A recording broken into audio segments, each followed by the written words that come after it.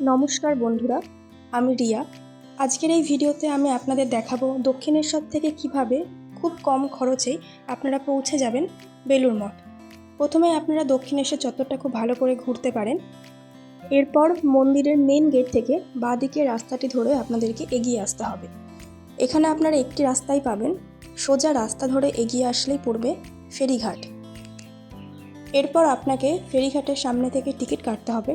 Ticket মূল্য জনপ্রতি 11 টাকা এবং 3 বছরের ঊর্ধ্বে সকলকেই টিকিট কাটতে হবে। কিছুটা সামনে এগিয়ে আসলেই আপনারা দেখতে পাবেন দক্ষিণেশ্বর মা ভবতারিণী ঘাট। এখানেই প্রথমে আপনাদেরকে টিকিটটা চেক করিয়ে নিতে হবে এবং অবশ্যই চেক করানোর পর টিকিটটি ফেলে দেবেন না, কারণ বেলুড় মঠ ঘাটে গিয়ে আপনাদের কাছ থেকে পুনরায় টিকিটটি চেক করা হবে।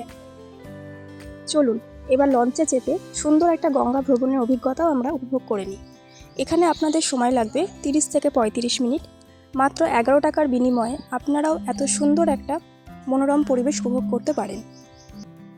এরপর বেলুড় মঠ ঘাটে নেমে পুনরায় টিকিটটি চেক করিয়ে বেরিয়ে আসলাম মেন রাস্তার দিকে।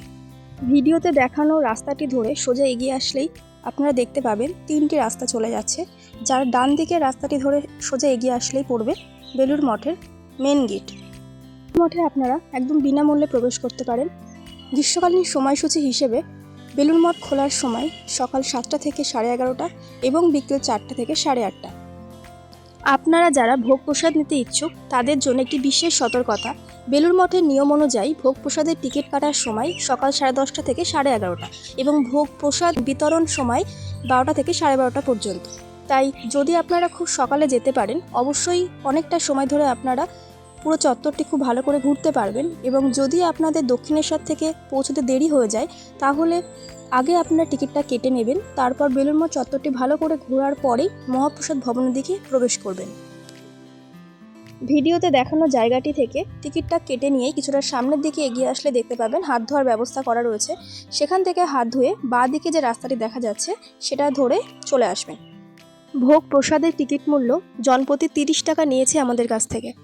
বেলুড় মঠের নিয়ম অনুযায়ী সকাল 11:30টার পর যেহেতু সমস্ত গেট বন্ধ করে দেওয়া হয়, তাই যদি আপনারা আগেই ভোগ প্রসাদ কেন্দ্রে গিয়ে ভোগ গ্রহণ করেন সেখান থেকে সরাসরি আপনাদেরকে বেলুড় মঠ চত্বর থেকে একেবারে বাইরে বেরিয়ে আসতে হবে। সেই ক্ষেত্রে পুনরায় 4:30টার সময় আবার গেট খুলবে, তখন আপনারা দেখতে পাবেন। তাই যদি আপনারা আগেই চত্বরটি ঘুরে থাকেন তাহলে নির্দিষ্ট সময়ের মধ্যে খুব সহজভাবেই আপনারা জায়গাটি পরিদর্শন করতে পারবেন।